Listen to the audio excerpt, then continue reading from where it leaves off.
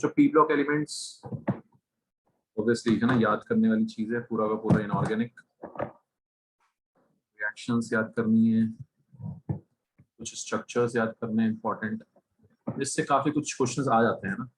आप लोगों को पता है मेंस में भी आते हैं इससे क्वेश्चंस, एडवांस में भी आते हैं, हर जगह इससे क्वेश्चंस आते ही आते हैं। पी ब्लॉक का डिसेंट वेटेज रहता है, अच्छा खासा वेटेज रहता है। और आप लोगों ने भी वो भी देखा होगा, क्या बोलते हैं, ये आपका बोर्ड में भी इससे आ जाएंगे कम से कम। फेज 1 में भी मुझे एग्जैक्टली याद नहीं, बट मेरे ख्याल से 7, 8 या 10 नंबर का रहता है ऑलमोस्ट इसका वेटेज। एक बार चेक कर लेना वेटेज, ठीक है, 10 नंबर तक का पूछे, इससे इससे क्वेश्चन आ सकते हैं। आधा पेपर आएगा तो 5 नंबर का, नहीं तो फिर 10 नंबर का। तो डिसेंट वेटेज इसका 10% वेटेज कम से कम रहता है इसका, तो इसको इग्नोर नहीं कर सकते, इसको थोड़ा चीजें याद करनी होंगी हमें यहाँ पे। पी ब्लॉक को हम ग्रुप वाइज पढ़ते हैं। ग्रुप पहले नाइट्रोजन फैमिली है ना, फिर ऑक्सीजन फैमिली, फिर फ्लोरीन वाली है ना, इस तरह से ग्रुप वाइज। तो सबसे पहले ग्रुप 15,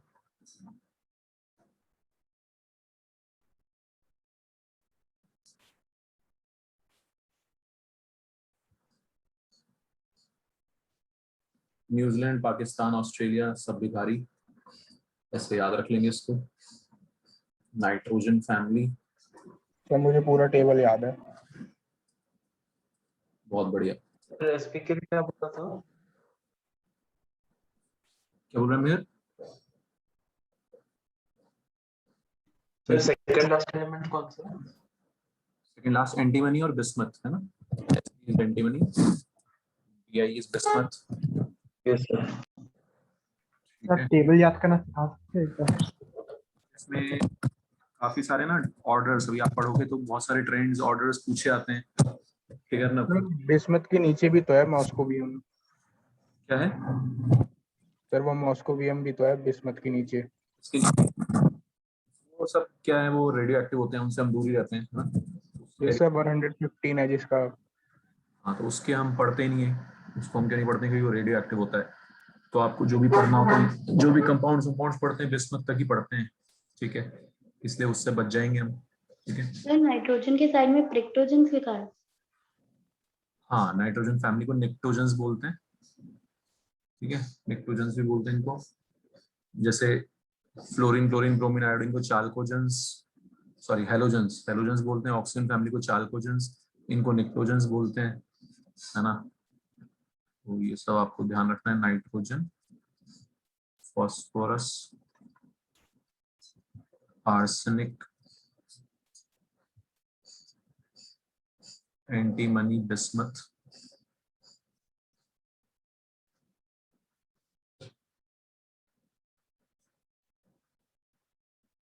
इसमें जो नाइट्रोजन और फॉस्फोरस तो हमारे नॉन मेटल्स हैं। आर्सेनिक और एंटीमनी में थोड़ा मेटलॉइड्स वाली प्रॉपर्टीज रहती हैं, बिस्मथ में मेटेलिक प्रॉपर्टीज आ जाती हैं।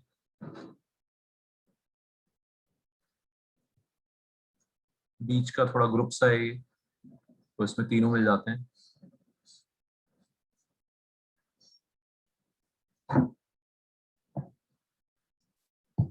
ठीक है, और नाइट्रोजन हमारा सबसे छोटा, उसमें नाइट्रोजन का एक्सपेंशन ऑफ ऑक्टेट नहीं हो सकता, ये सब आपने पढ़ा होगा 11th क्लास में।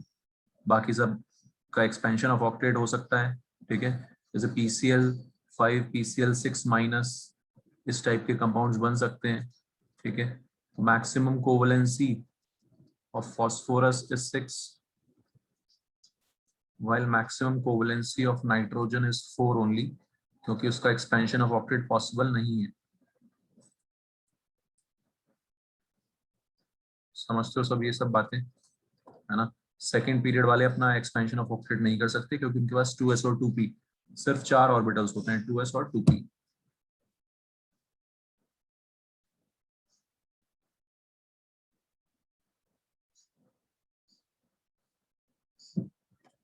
ऊपर से नीचे ऑब्वियसली साइज बढ़ता है, इलेक्ट्रोनेगेटिविटी डिक्रीज करती है।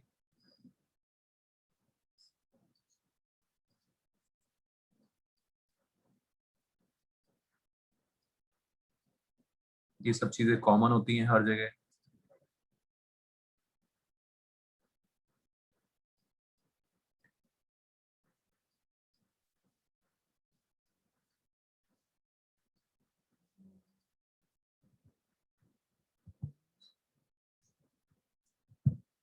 ठीक है बच्चों, समझ आ रहा है सबको? तो नाइट्रोजन सबसे छोटा है, उसकी कोवेलेंसी सिर्फ 4 है मैक्सिमम। फॉस्फोरस की 6, बाकियों की 6 हो सकती है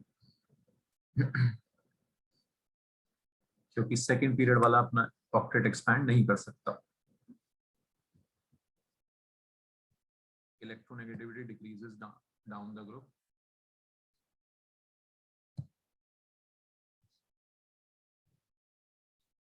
क्लियर है इतना? तो जो आपको पता है कि नाइट्रोजन में ट्रिपल बॉन्ड होता है ना, तो छोटा एटम मल्टीपल पाई बॉन्ड्स बना सकता है and can form multiple pi bonds. बाकी जो बड़े वाले एटम्स होते हैं वो नहीं बना पाते, while rest cannot, है ना। हम पढ़ेंगे इस चैप्टर में भी फॉस्फोरस का स्ट्रक्चर, P4 का स्ट्रक्चर थोड़ा अलग टाइप का रहता है, वो सिंगल सिंगल बॉन्ड से ही काम चलाता है। फॉस्फोरस सिंगल बॉन्ड से ही गुजारा करता है। P4 मॉलिक्यूल कुछ ऐसा शेप का होता है, ऑल सिंगल बॉन्ड्स। बिकॉज सिर्फ छोटे एटम्स ही मल्टीपल पाई बॉन्ड्स बना पाते हैं, बड़े एटम्स मल्टीपल पाई बॉन्ड्स नहीं बना पाते। ये सब आपका 3rd chapter 4th chapter bonding 11th class की चीजें हैं।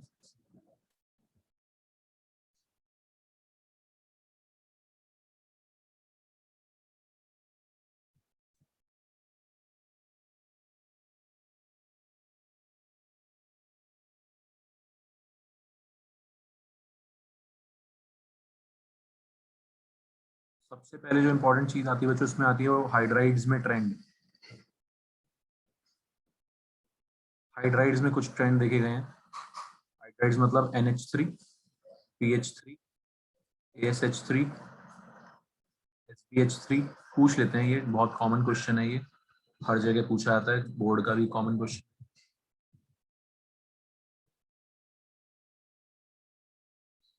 तो बच्चों ऊपर से नीचे या लेफ्ट टू राइट, आप जैसे आपने लिखा हुआ है, आपको याद होगा बॉन्ड एंगल डिक्रीजेस। ये भी हम पढ़ लेते हैं वैसे केमिकल बॉन्डिंग में। सेंट्रल एटम जितना ज्यादा इलेक्ट्रोनेगेटिव होता है उतना बॉन्ड एंगल ज्यादा होता है। सेंट्रल एटम जितना ज्यादा इलेक्ट्रोनेगेटिव। ठीक है, समझ आ रही बात Mihir, Arnab, Yes, sir. Central atom जितना ज्यादा इलेक्ट्रोनेगेटिव उतना ज्यादा bond angle. Bond angle decreases as electronegativity of central atom decreases.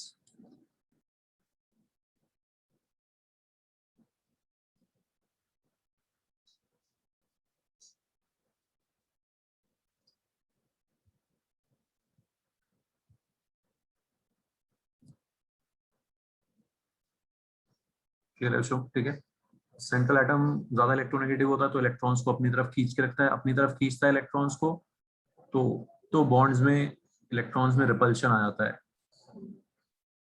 ना। बॉन्ड्स में क्या आता है बच्चों? रिपल्शन। रिपल्शन आने की वजह से बॉन्ड एंगल ज्यादा हो जाता है।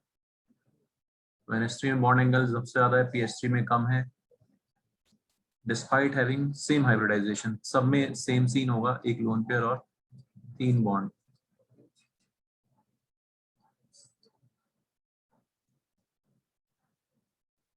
तो आपको इसी तरह से इसके ट्रेंड्स याद रखने की, मोस्टली चीजें लेफ्ट टू राइट जो है डिक्रीज करेंगी मोस्टली चीजें। ठीक है, जैसे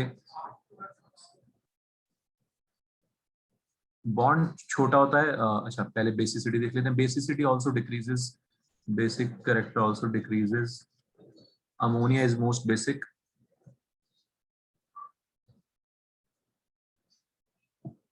बाकी होगा फिर बेसिक कैरेक्टर धीरे धीरे कम होता जाएगा।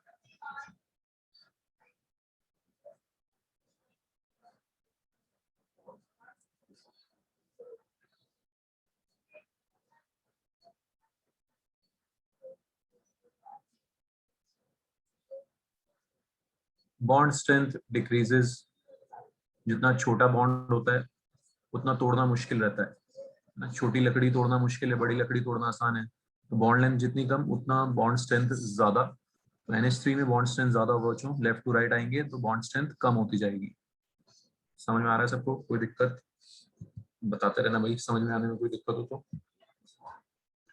तो एक बार मैं आपको समझा दूंगा, फिर आपको बस इनको थोड़ा सा याद रखना है रिवाइज कर करके।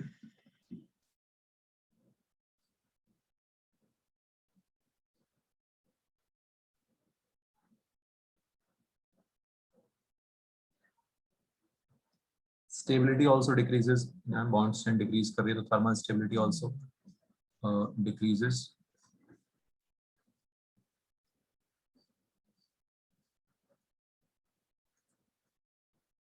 सिर्फ एक चीज इंक्रीज होती है and that is reducing character. Reducing character increase करता है। उसका रीजन भी बच्चों वही है, बॉन्ड जितना आसानी से टूटेगा, है ना, जितना बड़ा बॉन्ड होगा BiH3 का बॉन्ड आसानी से टूटेगा। एच टूटेगा तो वो फिर सामने वाले को क्या करेगा, रिड्यूस करेगा, इसलिए रिड्यूसिंग कैरेक्टर क्या कर रहा है, इंक्रीज कर रहा है। ठीक है, समझ आ रहा है? मतलब यस सर। नव्या, पायल, सब कुछ हमारी बात। पायल तो एब्सेंट है। तो बॉन्ड एंगल इलेक्ट्रोनेगेटिविटी के साथ डिक्रीज क्यों होता है? क्या बच्चे, फिर से बोल। तो बॉन्ड एंगल डिक्रीज क्यों होता है लेफ्ट से राइट? देखो उसके पीछे रीजनिंग क्या है? ये बताया ना मैंने अभी, फिर से सुन ले कि जितना ज्यादा इलेक्ट्रोनेगेटिव होता है इतना अपनी तरफ खींच के रखता है इलेक्ट्रॉन्स को। यस सर, तो फिर वहां पे वो क्राउडिंग हो जाएगी तो वो रिपेल। तो वो क्राउडिंग हो जाएगी तो रिपल्शन हो जाएगा, तो बढ़ जाएगा बॉन्डिंग में। ठीक है yes sir. Sir Aamir, sir ionization potential बढ़ता है या घटता है? क्या बोल रहे हैं, फिर से बोल। आयोनाइजेशन पोटेंशियल कम होता है या ज्यादा होता है? आयनाइजेशन पोटेंशियल किसका? आयनाइजेशन पोटेंशियल होता क्या है, किसका? एटम का होगा ना यार वो तो। Yes sir. तो एटम का होगा तो नाइट्रोजन, फास्फोरस, आर्सेनिक की बात करेंगे ना, यहाँ पे थोड़ी ना बात करेंगे। ठीक है, और आयनाइजेशन पोटेंशियल हमेशा यार जो ऊपर से नीचे साइज बढ़ता है तो आयनाइजेशन पोटेंशियल क्या होता है, घटता है। जितना बड़ा साइज होता है उतना इलेक्ट्रॉन निकालना आसान होता है मेरे, है ना। ठीक है, यस सर।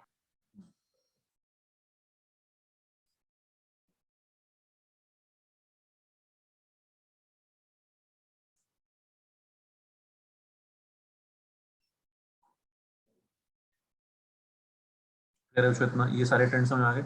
और भी ट्रेंड्स हैं लेकिन उनमें एक रेगुलर ट्रेंड नहीं होता, इसलिए मैं अलग से लिखवा रहा हूँ। बहुत इंपॉर्टेंट है बॉइलिंग पॉइंट का ट्रेंड। इसका ट्रेंड बॉइलिंग पॉइंट का, ये हर एक ग्रुप में बच्चों हाइड्राइड्स का ट्रेंड आएगा, 15, 16, 17 तीनों में। ठीक है, तीनों में आपको मैं एक साथ बॉइलिंग पॉइंट का फंडा बता रहा हूँ। HCl, HBr, HI,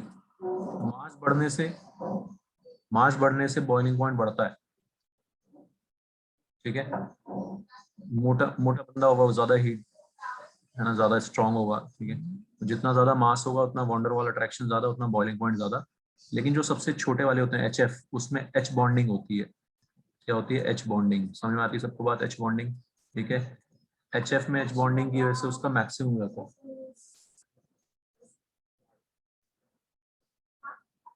समझ में आ रहा है सबको? ठीक है, yes sir. Boiling point directly proportional to van der Waals attractions.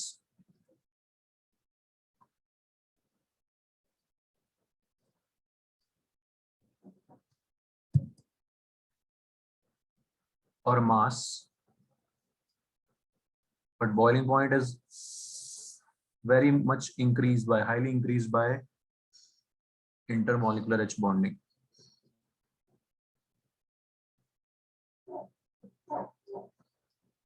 ये ट्रेंड हर एक ग्रुप में चलेगा बच्चों, है ना। ये 17वें ग्रुप का है। ठीक है रुद्रांश, तो ऐसे सिंपली याद रखेंगे। HCl, HBr, HI बढ़ रहा है, जो सबसे छोटा बंदा था वो फर्स्ट पोजीशन पे आ गया। ऐसे ही 16वें ग्रुप में आएगा, उससे टेपो। 16 ग्रुप कैसे याद रखते हैं? उससे टेपो, oxygen, sulphur, selenium, tellurium, polonium, water का सबसे ज्यादा हो जाएगा बॉइलिंग पॉइंट। समझ में आ रही बात बच्चों? कोई दिक्कत? याद करना है, कैसे भी करो, आपका काम है ना। 17 ग्रुप के हाइड्राइड्स, 16 ग्रुप के हाइड्राइड्स, 15 ग्रुप के हाइड्राइड्स, सब में हाइड्राइड्स में ट्रेंड्स आपको पढ़ने।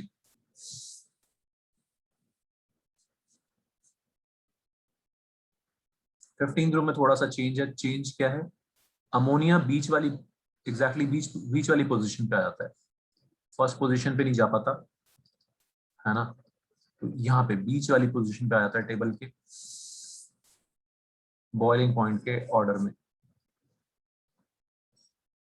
याद रखना आपका काम है फिर से।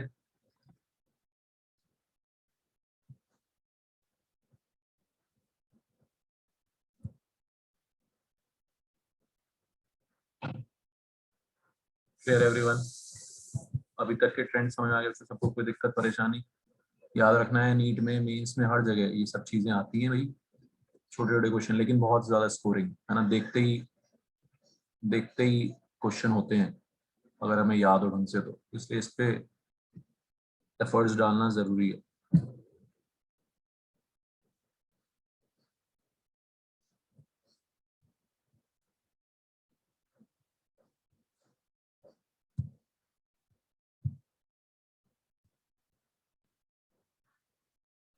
ठीक है, तो हाइड्राइड्स के बॉइलिंग पॉइंट का ट्रेंड्स इंपॉर्टेंट होता है, याद रखना है।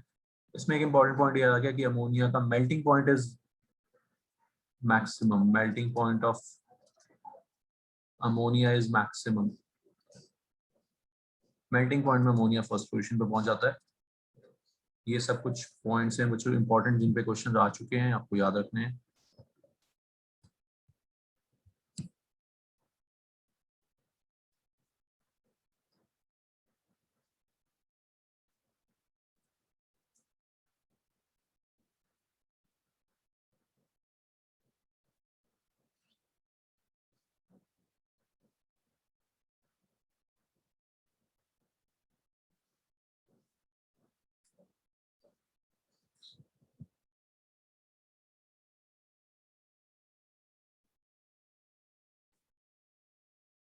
तो ये थे हाइड्राइड्स, कुछ एक दो पॉइंट्स ऑक्साइड्स के बारे में ध्यान रखना है।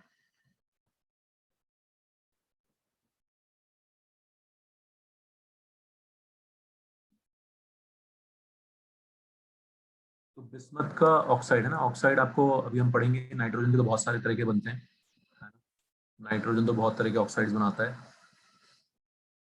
बट वैसे जो है वो दो होने चाहिए, मेनली दो ऑक्सीडेशन स्टेट्स वाले तो सारे बनाते हैं, N2O3 और N2O5। 3 और 5 ये ऑक्सीडेशन स्टेट सब दिखाते हैं। अच्छा एक चीज और बतानी थी मेरे को, एक सेकंड रुको। इन सब में बच्चों एक वो इनर्ट पेयर इफेक्ट होता है। क्या होता है इनर्ट पेयर इफेक्ट?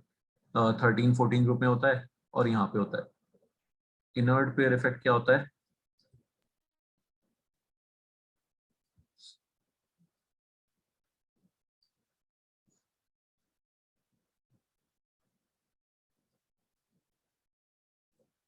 सबका इनका इलेक्ट्रॉनिक कॉन्फ़िगरेशन कुछ इस तरह से होता है। NH2 NP3, 2s2 2p3, phosphorus का 3s2 3p3, आर्सेनिक का 4s2 4p3। ठीक है, तो होता है क्या बच्चों, इनमें जैसे जैसे हम नीचे आते हैं इनमें एनर्जी गैप आता है। क्या आता है एनर्जी गैप? जैसे 4s के बाद 3d भरता है ना, यहाँ पे 4d भरेगा, यहाँ पे तो 5d और 4f दो दो भरेंगे, तो एनर्जी गैप बढ़ता जाता है। एनर्जी गैप बढ़ने के कारण, ठीक है, जब नाइट्रोजन होता है वो तो पांचों के पांचों इलेक्ट्रॉन आउटर मोस्ट शेल के इलेक्ट्रॉन्स यूज कर सकता है बॉन्डिंग में, पांचों इलेक्ट्रॉन यूज कर सकता है बॉन्डिंग में। जैसे N2O5 ऑक्सीडेशन स्टेट बना रहा है, 5 वाली ऑक्सीडेशन स्टेट दिखा रहा है, +5 वाली, 3 भी दिखा रहा है, 3 भी दिखाता है, 5 भी दिखाता है। लेकिन जैसे जैसे हम ऊपर से नीचे आते हैं, एनर्जी गैप बढ़ने के कारण अंदर वाला पेयर इनर्ट होता जाता है। क्या होता जाता है बच्चों? अंदर वाला पेयर इनर्ट, नॉन रिएक्टिव, फिर वो सिर्फ +3 ऑक्सीडेशन स्टेट दिखा पाते हैं नीचे वाले। समझ में आ रहा है इसको, ये बात सबको, है ना? ये बहुत इंपॉर्टेंट फिनोमिना होता है, आप थर्ड चैप्टर में पढ़ लेते हो 11th क्लास में। इनर्ट पेयर इफेक्ट बोलते हैं इसको। क्या बोलते हैं? Inert pair effect.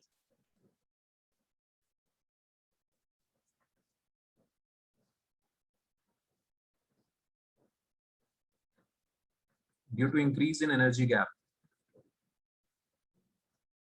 between NS and NP orbitals,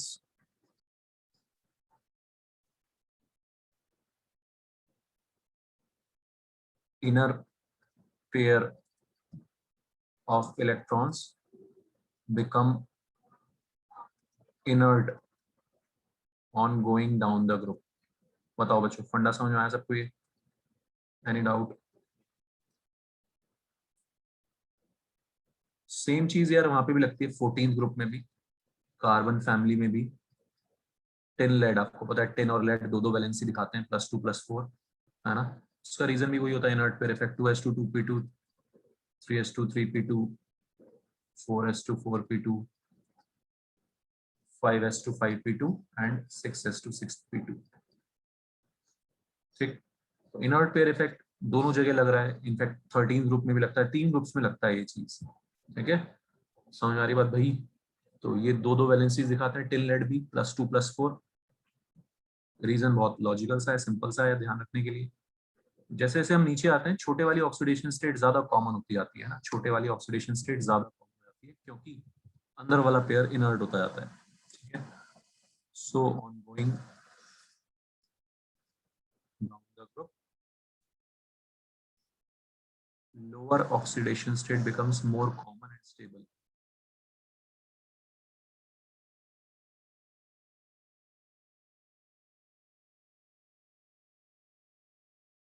ठीक है मेहर, समझ में आ गई बात?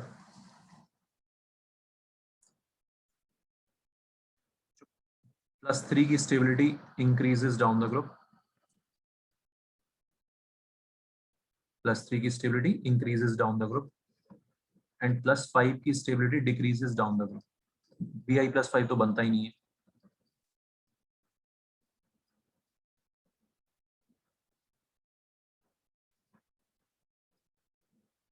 ऊपर से नीचे छोटे वाली ऑक्सीडेशन स्टेट की स्टेबिलिटी बढ़ती है। किसी ने नहीं पढ़ा था 11th में टिन लेड में, तो ये ध्यान रखना, टिन और लेड में भी यही चीज होती है, Pb+2 is more stable then Sn+2 and Pb+4 और Sn+4 में कौन ज्यादा स्टेबल होता है? Sn+4। Understood everyone? ठीक है नीति, तुमने तो पढ़ा हुआ है, याद है ये? नव्या सम याद तो नहीं होगा, भूल गए होगा अब तक। सर मतलब हाँ, ये है कि एकदम ही अननोन नहीं है।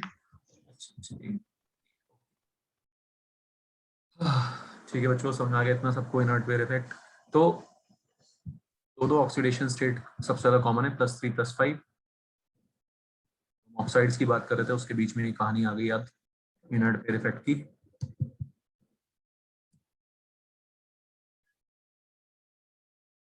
कुछ ऑक्साइड्स में ये दो टाइप के ऑक्साइड्स बनते हैं यहाँ पे, नाइट्रोजन फॉस्फोरस।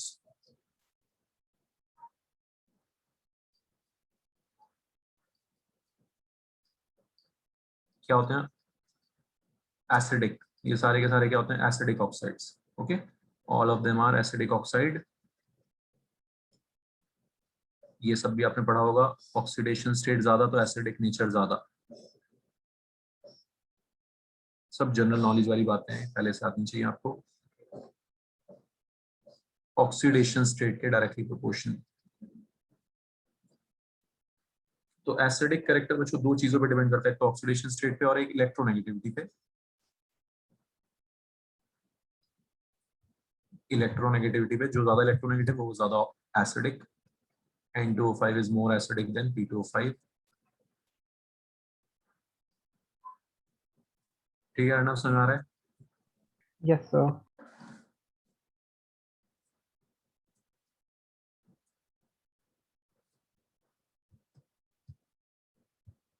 ठीक है ईशा, क्लियर है ये? नव्या, नीति, मेहर, कनन।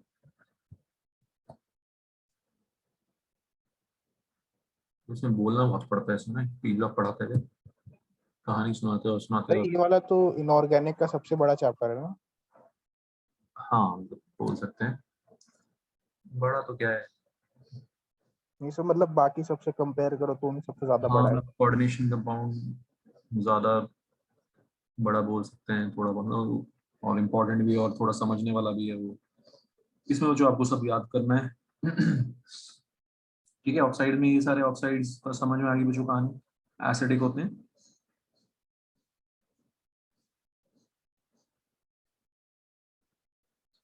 आर्सेनिक और एंटीमनी के एम्फोटेरिक ना, बिल्कुल वही फंडा यार। नॉन मेटल के ऑक्साइड्स क्या होते हैं? एसिडिक। मेटलॉइड्स के क्या होंगे? एम्फोटेरिक। एम्फोटेरिक मतलब एसिडिक एंड बेसिक बोथ। ठीक है, तो हमने बच्चों ऊपर लिखा ही था कि क्या क्या लिखा था हमने ऊपर कि ये नॉन मेटल्स हैं पहले दो, फिर बीच वाले दो मेटलॉइड्स हैं, और लास्ट वाला क्या है? मेटल। तो हर चीज में लॉजिक लगाते चलो आप। बीच वाले दो वालों के ऑक्साइड्स कैसे होंगे? एम्फोटेरिक। समझ में आ रही बात? New Zealand, Pakistan, Australia.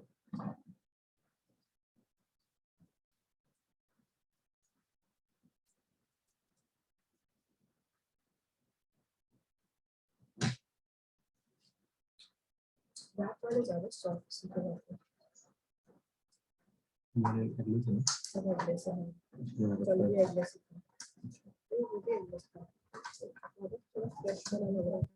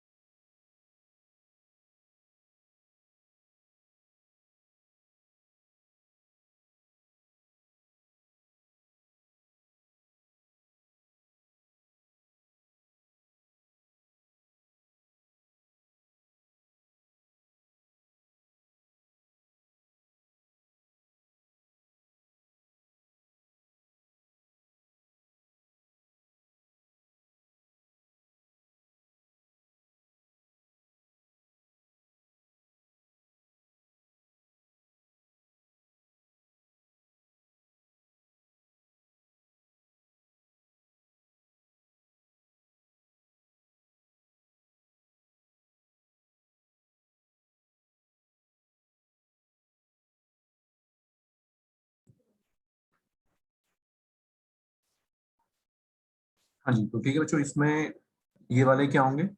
हमारे एम्फोटेरिक। मेटलॉइड्स हैं। मेटलॉइड्स क्या होते हैं? ना मेटल्स ना नॉन मेटल्स। ऐसे ये क्या होंगे? ना बोथ बोथ प्रॉपर्टीज शो करेंगे, एसिडिक भी एंड बेसिक भी।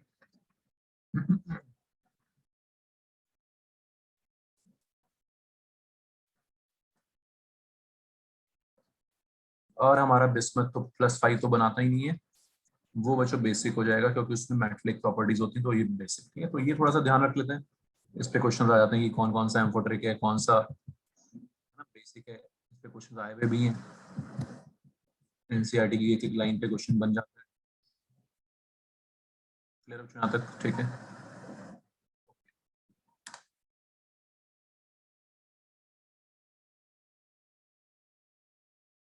अब आगे बढ़ते हैं हम। नेक्स्ट इज, इस चैप्टर में ये सब पढ़ने के बाद अब हमारे पास हमें क्या पढ़ना है? कुछ कंपाउंड्स के प्रिपरेशन, उनकी रिएक्शंस, ये सब। ठीक है, जैसे सबसे पहला तो सिंपल सा चीज है नाइट्रोजन। इंपॉर्टेंट कंपाउंड में सबसे पहली चीज है नाइट्रोजन, N2।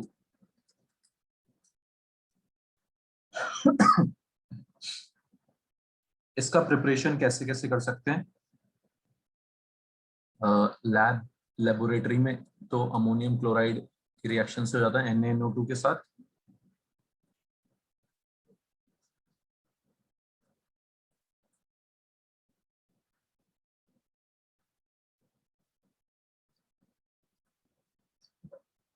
ठीक है, बाकी इंडस्ट्रियल प्रिपरेशन में 3 चीजों को हीट करने पे है ना। इस पे बच्चों क्वेश्चन मेंस में, मतलब आपको ये चीज है कि इसमें थोड़ा सा भी आपने पढ़ लिया ना तो बहुत आसान आसान से क्वेश्चन आते हैं मेंस में कि किस किस के प्रिपरेशन से नाइट्रोजन मिल सकता है ना। अमोनियम डाइक्रोमेट, अमोनियम डाइक्रोमेट, इसको हम स्ट्रांगली हीट करते हैं तो बहुत आसानी से आपको रिएक्शन याद हो जाएगी। ये पानी उड़ जाता है और Cr2O3 बनता है। क्या बनता है? Cr2O3। ठीक है, डिकम्पोजिशन हो गया, डिकम्पोजिशन कर रहे हैं अमोनियम डाइक्रोमेट का। समझ में आ रहा है बच्चों?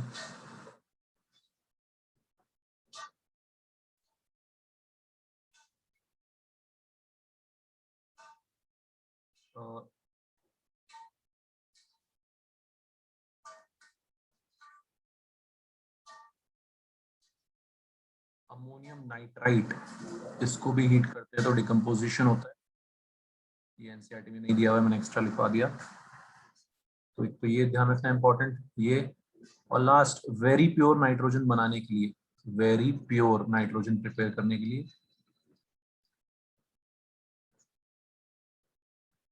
हम एजाइड्स को हीट करते हैं। एजाइड, एजाइड होता है N3 minus ion, N3 minus, ठीक है। तो बेरियम एजाइड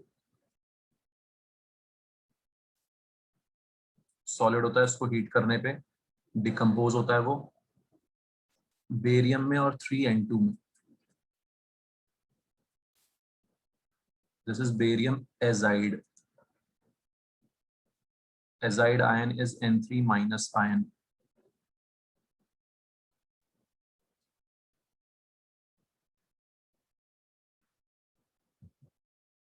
क्लियर है बच्चों, समझ में आ रही सबको बात, ठीक है। तो ये है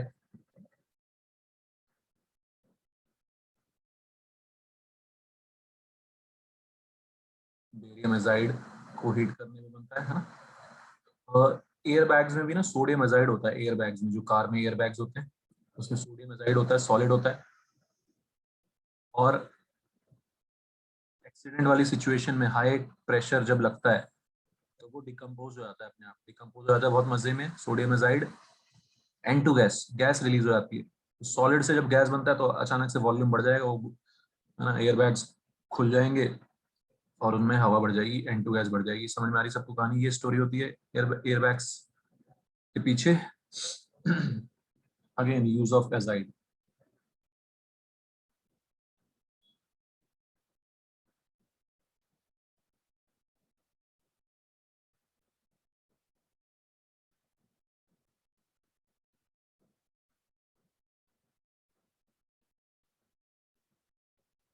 क्लियर है बच्चों सबको, समझ आ गई इस बात। तो N2 की ये प्रिपरेशन हो गई। नेक्स्ट है इसकी प्रॉपर्टीज, दो तीन इसकी रिएक्शन याद रखनी है, कुछ फिजिकल प्रॉपर्टीज बहुत आसान आसान सी।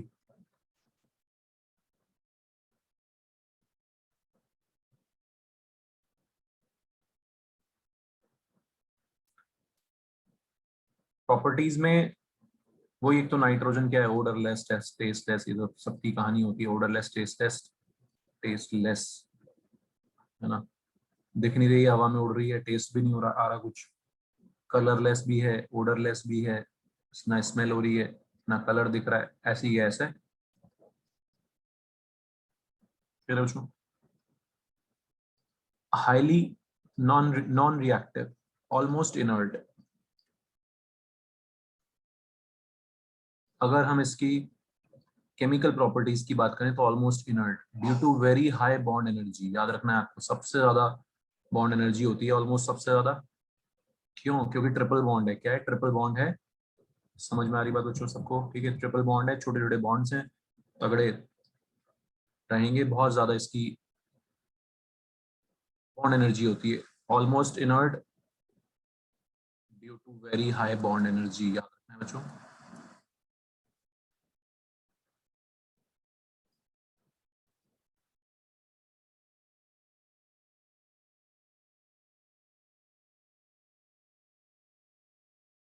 इसीलिए नेचर में आराम से 79-80% है, रिएक्ट करती नहीं, मजे में घूम रही है ना। कोई है नहीं जो इसको छेड़ दे परेशान कर दे, रिएक्ट कर ले इसके साथ, है ना। बहुत हाई टेम्परेचर पे जाकर रिएक्ट करती है ये।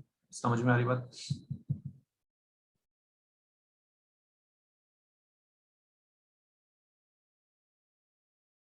Sodium, potassium, rubidium, first group वाले एल्कली मेटल्स के साथ तो रिएक्ट ही नहीं करती है ना। Do not react with alkali metals accept lithium.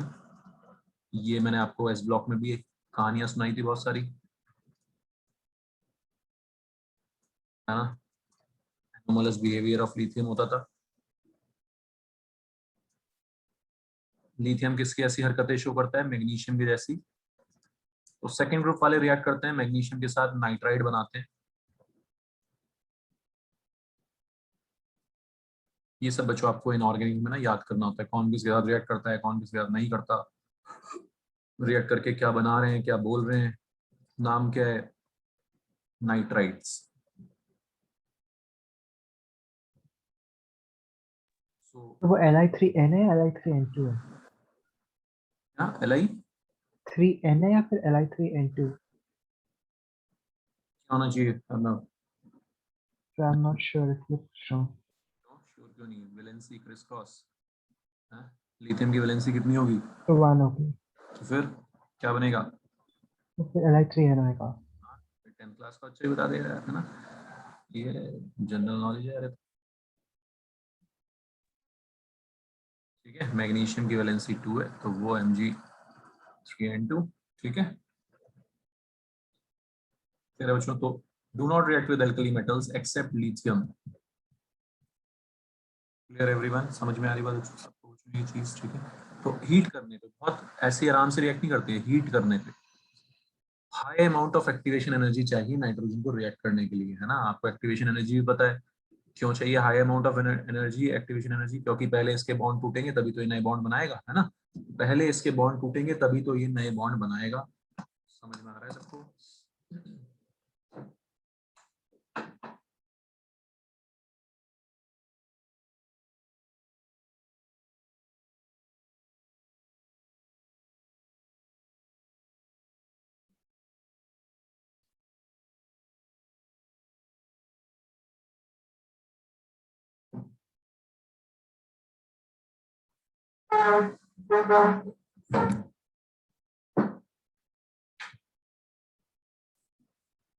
Clear है बच्चों ये कहानी यहाँ तक? ठीक है, ओके।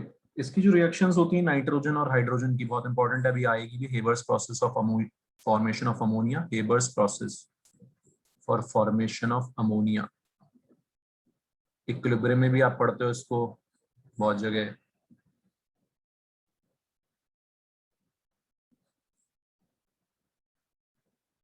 तो बच्चों ये 773 केल्विन पे रिएक्शन होती है, 500 डिग्री सेल्सियस पे, है ना।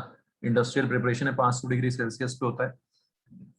हाई प्रेशर लगाते हैं in the presence of catalyst, iron catalyst होता है इसमें। अच्छा, आपको वहां पे पढ़ाया भी था मैंने, आयरन कैटलिस्ट और मॉलिब्डेनम प्रमोटर होता है। अच्छा, हम तो पढ़ चुके हैं सब, है ना। मॉलिब्डेनम क्या होता है? प्रमोटर होता है। ठीक है बच्चों, समझ आ रहा है सबको?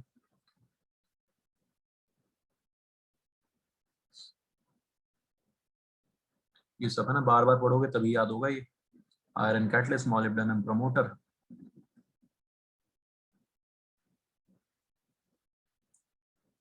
तो बच्चों आप देख सकते हो कि बहुत हाई अमाउंट ऑफ एनर्जी लगी, मतलब हाई टेम्परेचर पे रिएक्शन होती है। नॉर्मल टेम्परेचर पे तो, रूम टेम्परेचर पे तो इनर्ट है, नॉन रिएक्टिव नाइट्रोजन। बहुत हाई टेम्परेचर देना पड़ता है तब जाके इसके बॉन्ड टूटते हैं। और बच्चों हाई टेम्परेचर देने का मतलब ये कतई नहीं है कि ये रिएक्शन एक्सोथर्मिक एंडोथर्मिक हो गया। ये रिएक्शन हाईली एक्सोथर्मिक होती है इसकी सारी। मजे की बात ये है ना, आप लोगों ने पढ़ लिया काइनेटिक्स में कि एक्टिवेशन एनर्जी दी ज्यादा लेकिन सूद समय तो एनर्जी लौटा दी। दोनों ग्राफ बनाए थे ना हमने, याद है सबको? ठीक है, एनर्जी लौटा दी, प्रोडक्ट्स की एनर्जी कम है। ठीक, तो नाइट्रोजन की सारी रिएक्शंस की यही खासियत है, एक्सोथर्मिक भी होंगी लेकिन हाई टेम्परेचर चाहिए रिएक्ट करने के लिए। एक बार इनको हाई टेम्परेचर मिल गया फिर ये सूद समेत एनर्जी लौटा। समझ में आ रही बात बच्चों सबको? कोई दिक्कत परेशानी? No sir. नाइट्रोजन और ऑक्सीजन 2000 केल्विन पे रिएक्ट करते हैं। ऑक्सीजन में भी डबल बॉन्ड आ गया, हाइड्रोजन में तो फिर भी सिंगल बॉन्ड था। यहाँ पे ऑक्सीजन में भी डबल बॉन्ड है, नाइट्रोजन में भी ट्रिपल बॉन्ड है। दोनों के बॉन्ड तोड़ने के लिए बहुत मेहनत करनी पड़ेगी। समझ में आ रहा है सबको? और फिर एनर्जी सूद समेत लौटा देंगे।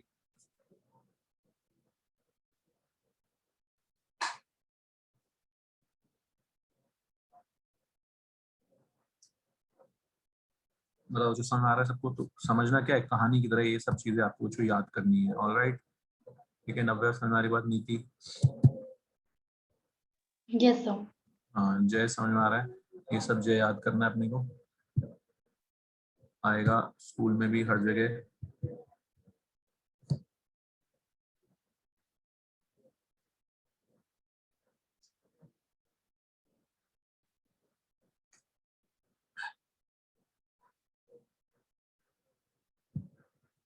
तो क्या बच्चों, नाइट्रोजन की कहानी N2 की। सबसे ज्यादा जो कॉम्पिटिटिव एग्जाम्स में क्वेश्चन रहेंगे वो रहेंगे ऑक्साइड्स पे और ऑक्सो एसिड्स पे, है ना। ऑक्साइड्स पे और इनके एसिड्स पे। ठीक, तो नाइट्रोजन के जो ऑक्साइड्स हैं बहुत सारे होते हैं, पहली बात, है ना, ध्यान रखना है अपने को।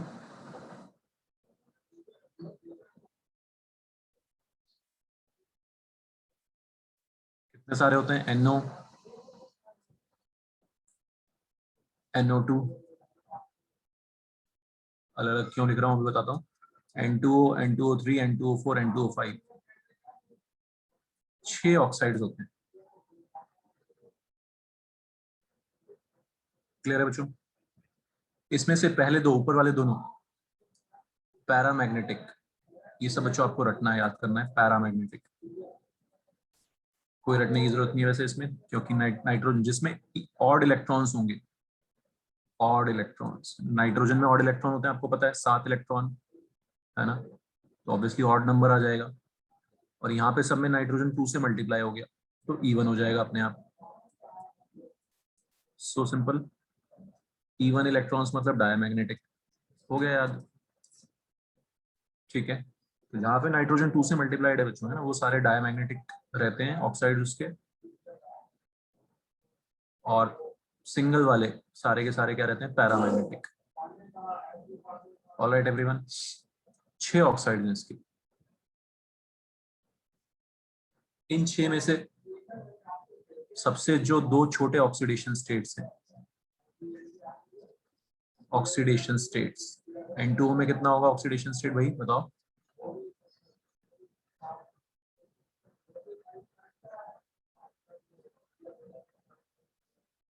+1।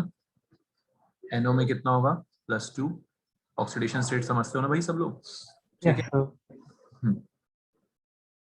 ये 2 सबसे छोटे ऑक्सीडेशन स्टेट्स हैं, वेरी इंपॉर्टेंट, याद रखना है।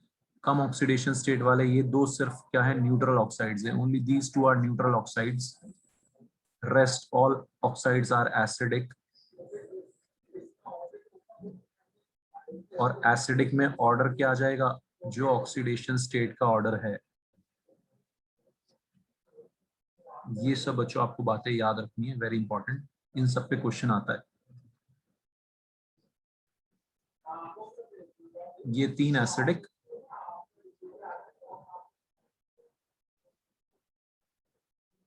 N2O4 और NO2 एक ही बात होती है, NO2 का डायमर होता है, N2O4 अभी हम पढ़ेंगे। ऑक्सीडेशन स्टेट सेम है, +4।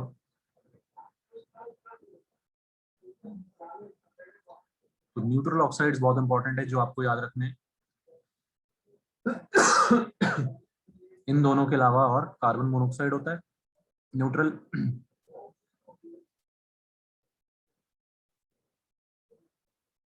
न्यूट्रल जो एसिड के साथ भी रिएक्ट नहीं करता, बेस के साथ भी रिएक्ट नहीं करता। एसिडिक वाले बेस के साथ रिएक्ट करते हैं, बेसिक वाले एसिड के साथ, और एम्फोटेरिक ऑक्साइड्स दोनों के साथ, एसिड बेस दोनों के साथ।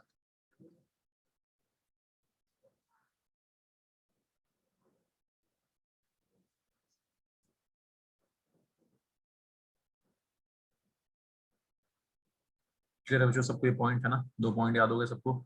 ओके, इन 2 के नाम नाइट्रस और नाइट्रिक। छोटे वाला अस, बड़े वाला इक। छोटी ऑक्सीडेशन स्टेट हमेशा अस, नाइट्रस ऑक्साइड, नाइट्रिक ऑक्साइड, ऐसे याद रखना है आपको।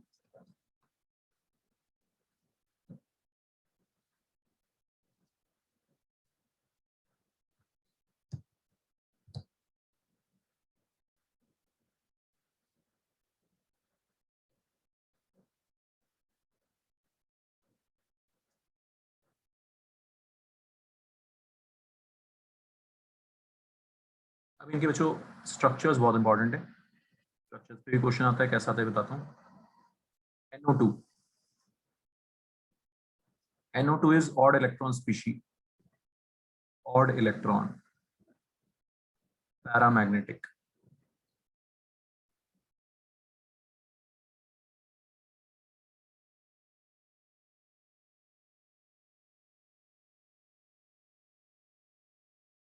Clear everyone? N2O4 is dimer of NO2, dimer, 2 जुड़ के, 2 NO2 जुड़ के N2O4 बनता है। NO2 अनस्टेबल है, ऑड इलेक्ट्रॉन स्पीशी है, ज्यादा स्टेबल नहीं होता।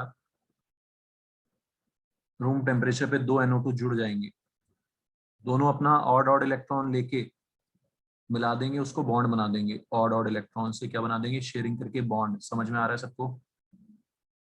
2 NO2 आए, अपनी एक आंख लेके इन्होंने बॉन्ड बना दिया, बन गया N2O4 का स्ट्रक्चर। मतलब बच्चों एनी डाउट?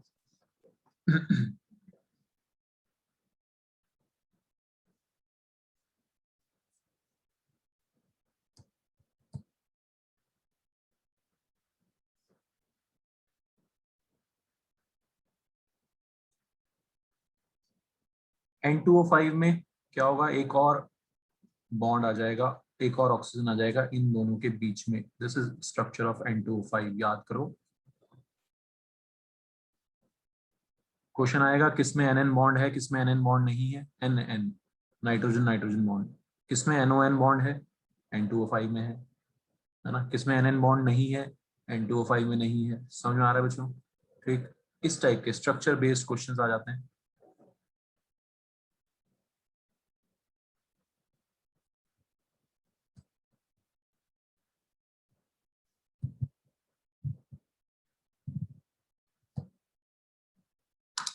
रोशनारी कहानी यहाँ तक। Arnav, Mehar, yes sir. जय, रुद्रांश, हमारी बात, कोई दिक्कत परेशानी? No sir.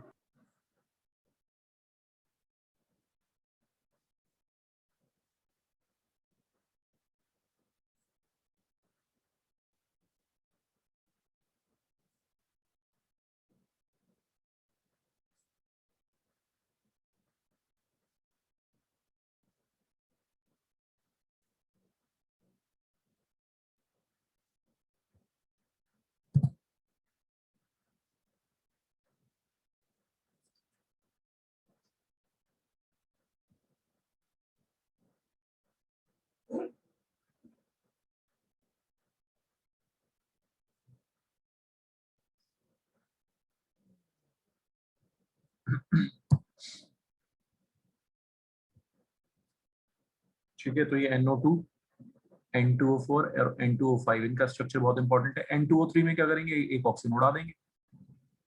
एक ऑक्सीजन उड़ा के बच्चों एक कोऑर्डिनेट बॉन्ड जो बना है वो हटके उसकी जगह एक लोन पेयर आ जाएगा यार। ये बन गया N2O3, बिग डील।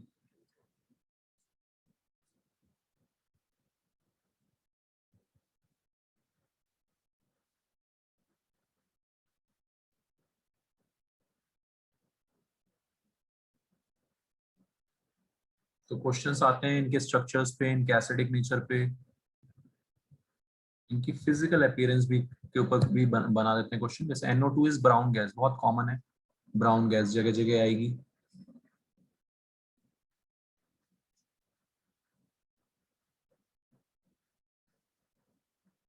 सिर्फ दो इसमें कलर्ड चीजें हैं।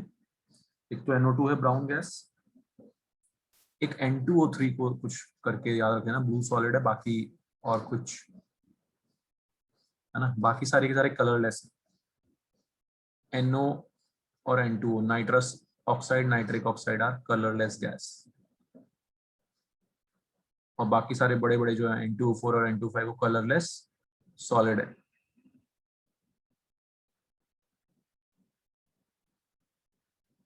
मतलब N2O4 तो गैस की फॉर्म में भी रहता है, ठीक है।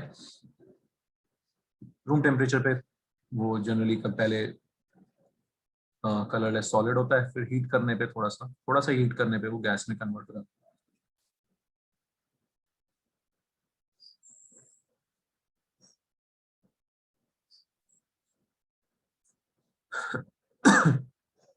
इलेवेंथ क्लास में ये इक्विलिब्रियम पढ़ा है हमने।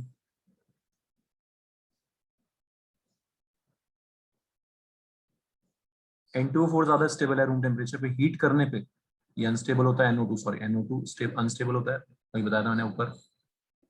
ऑड इलेक्ट्रॉन स्पीशीज अनस्टेबल है, हीट करने पे बन जाती है।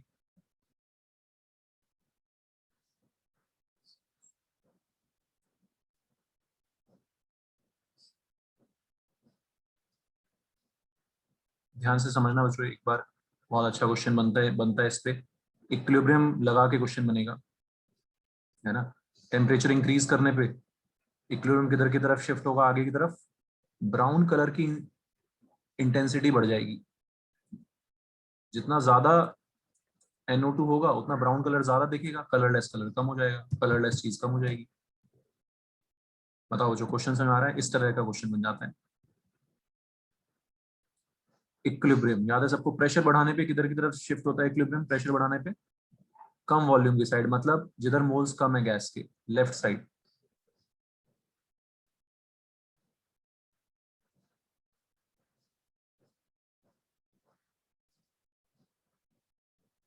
समझ आ गई कहानी? पीछे की तरफ जाएगा ब्राउन कलर की इंटेंसिटी थोड़ी कम हो जाएगी। प्रेशर बढ़ाने पे क्या असर होता है इस इक्विलिब्रियम पे, वो लगा के क्वेश्चन बन जाएगा। ऐसी ऐसी छोटी छोटी चीजों से क्वेश्चन यहाँ पे बन जाता है।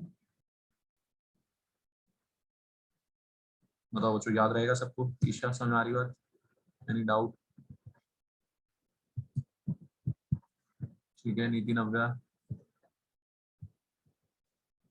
अनंत,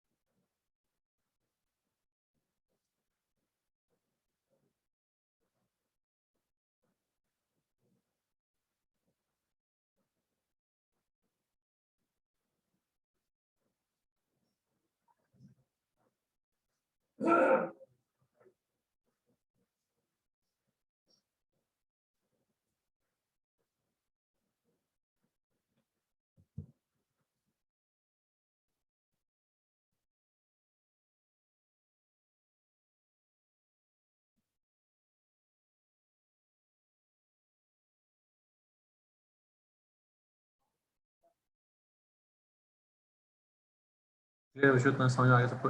इतना ठीक है। और इसके अलावा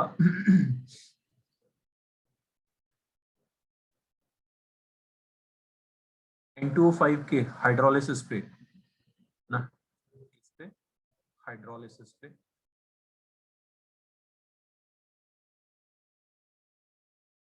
नाइट्रिक एसिड बनता है। क्या बनता है? Nitric acid.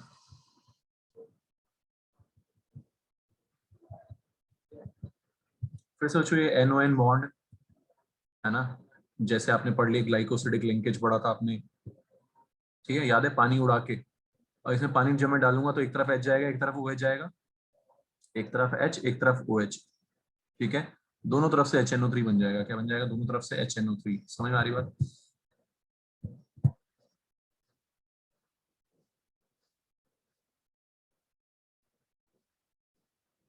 So N2O5 is also known as anhydride of nitric acid। Anhydride मतलब जिसमें पानी उड़ा दिया गया हो, कम पानी जोड़ दिया, नाइट्रिक एसिड बन गया। N2O4 में वाटर ऐड करेंगे, एक ऑक्सीजन कम हो गया, नाइट्रिक एसिड और नाइट्रस एसिड दो बनते हैं। याद रहेगा? Nitric nitrous.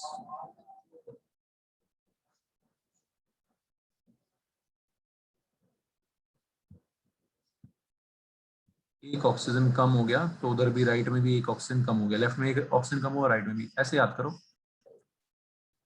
N2O3 एक और ऑक्सीजन कम हो गया तो दोनों तरफ से नाइट्रस एसिड जाएंगे।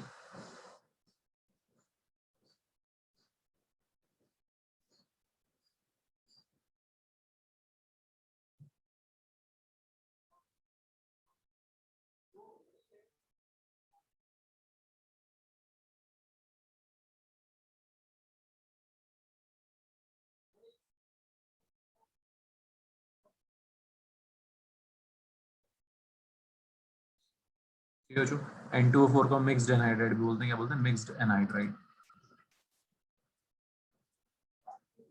ठीक है ना, ये काफी सारी चीजें बता दी मैंने इसमें आपको। ओके, बस अब आपको याद कर लेना है मजे में इसको। नाइट्रिक, नाइट्रोजन के ऑक्साइड्स थे ये सारे।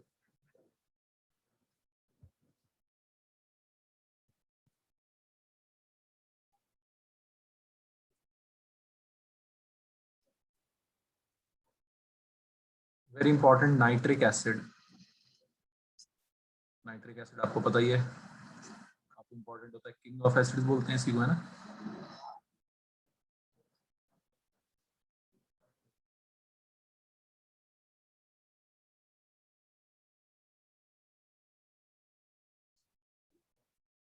Nitric acid, very important compound. Nitrogen क्या है बीच में, sp2 हाइब्रिडाइज्ड, समझते हो आप लोग सब।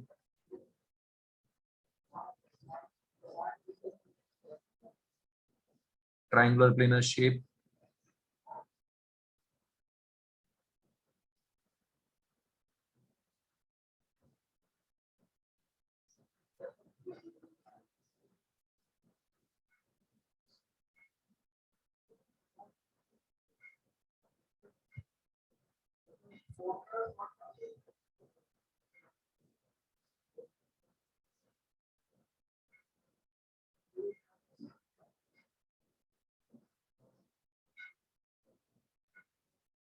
It is the most important oxo acid, है ना, मोस्ट सबसे पहले तो स्ट्रॉन्गेस्ट एसिड है ये नाइट्रोजन का।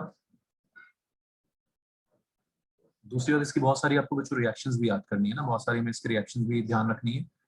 तो एक तो सबसे पहले इसमें चीज बच्चों आपको जो याद रखनी है, प्रिपरेशन, है ना, industrial preparation by Ostwald's process, very important. इसके इंडस्ट्रियल प्रिपरेशन को ओस्टवाल्ड्स प्रोसेस बोलते हैं। क्वेश्चन आ जाता है इस पे, याद होना चाहिए आपको ये प्रोसेस।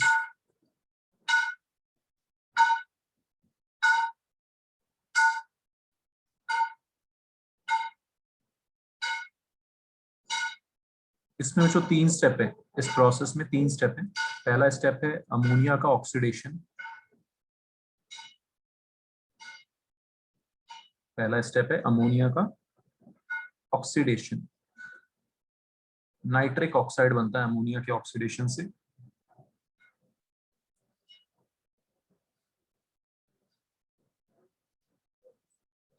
ठीक है, तो इंडस्ट्रीज में कराते हैं, वो हमने लास्ट क्लास में किया भी था। ये प्लेटिनम कैटलिस्ट था, याद है सबको, हेटेरोजेनस कैटलिसिस में आ जाएगा ये।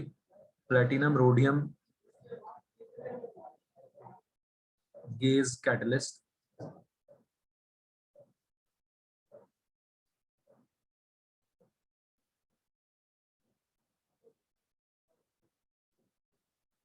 Eight high temperature and high pressure NO gas, nitric oxide बनती है। सेकंड स्टेप है नाइट्रिक ऑक्साइड का फर्दर ऑक्सीडेशन करते हैं, NO2 बनाते हैं।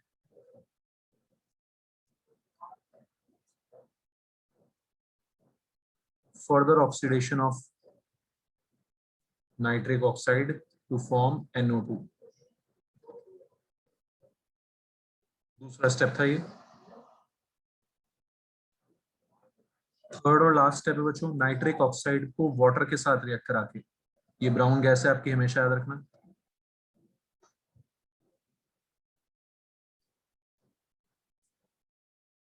इसमें वाटर रिएक्ट कराएंगे, इसको वाटर से रिएक्ट कराएंगे, मतलब तो बनता है HNO3 और NO।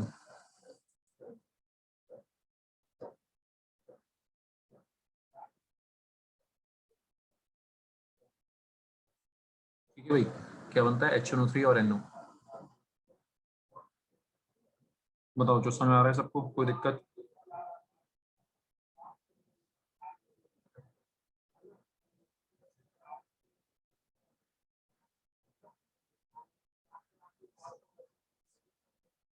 इस तरह से बनाते हैं नाइट्रिक ऑक्साइड को इंडस्ट्रीज में। 3 स्टेप है, अमोनिया का ऑक्सीडेशन से NO बना है नाइट्रिक ऑक्साइड, नाइट्रिक ऑक्साइड का फर्दर ऑक्सीडेशन NO2 बना, और फिर NO2 का हाइड्रोलिसिस।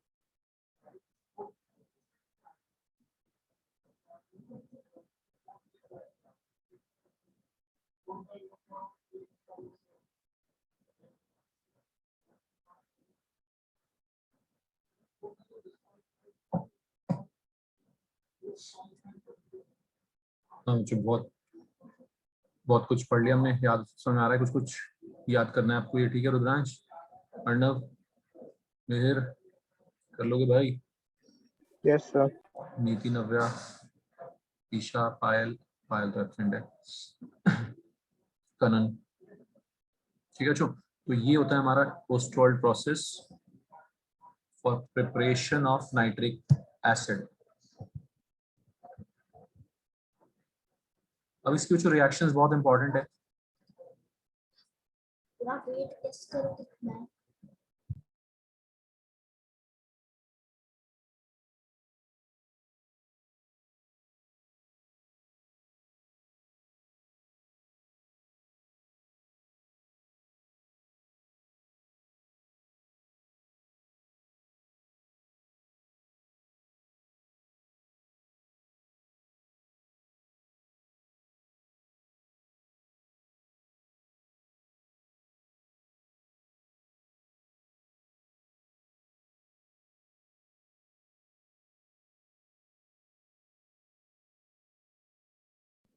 ये बच्चों स्ट्रॉन्ग एसिड होने के साथ साथ, स्ट्रॉन्ग एसिड तो है ही, वो तो हम सभी जानते हैं, है ना, स्ट्रॉन्ग ऑक्सीडाइजिंग एजेंट भी है, वेरी इंपॉर्टेंट।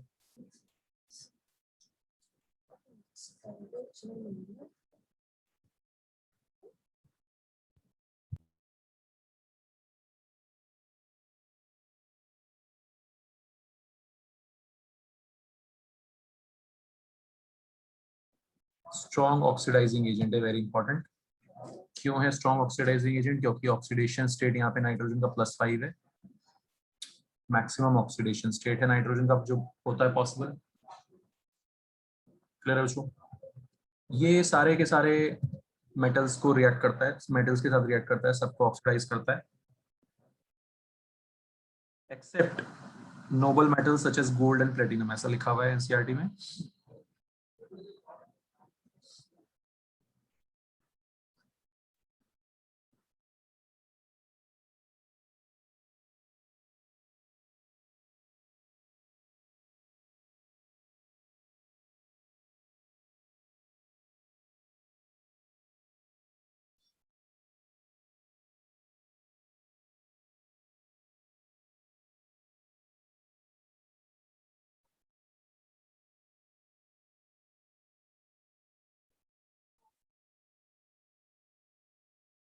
कंसंट्रेटेड HNO3 की बच्चों रिएक्शंस में कैसे आपको याद रखना है? देखो तरीका याद रखने का, सबको ऑक्सीडाइज कर देगा। पहली बात तो क्या कर देगा? ऑक्सीडाइज। कार्बन को किस में ऑक्सीडाइज कर देगा? CO2 में। ठीक है, किस में ऑक्सीडाइज कर देगा? CO2 में।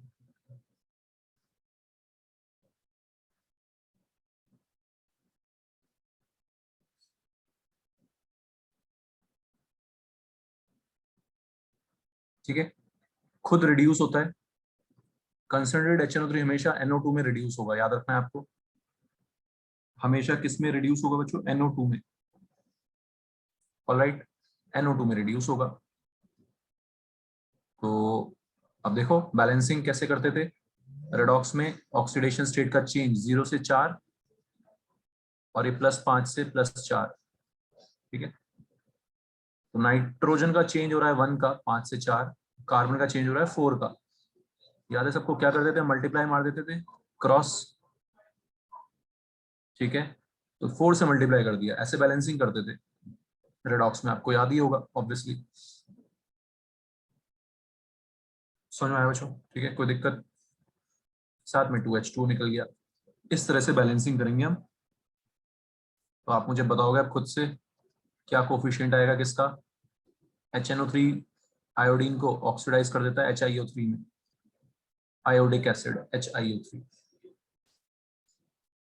बताओ कोफिशिएंट कौन बता रहा है HNO3 का कोफिशिएंट?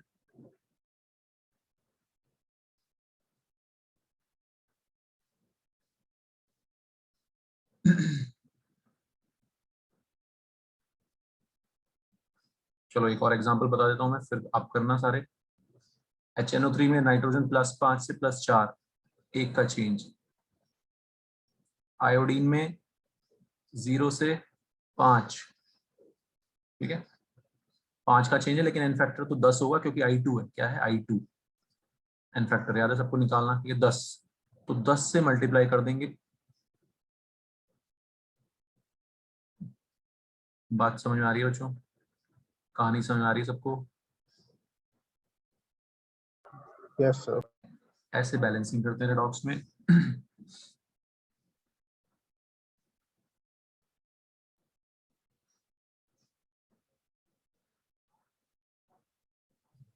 सर इतना बहुत है। बहुत है ना? हाँ बस, मैं भी नहीं, मेरी भी हालत खराब हुई बोल बोल के यार। एक लास्ट बैलेंस करके बता दो बस मुझे। इसमें बोलना बहुत पड़ता है यार इनऑर्गेनिक में ना। क्वेश्चन दे के टाइम पास कर नहीं सकते इसमें, है ना? वरना तो आपको पता ही, मैं टाइम पास करते रहते क्वेश्चन दे दे के, है ना? इसमें वो कर नहीं सकते यार। सल्फर को ये H2SO4 में कन्वर्ट कर देता है भाई। इसे बैलेंस कर दो बस, फिर नेक्स्ट क्लास में करते हैं यार।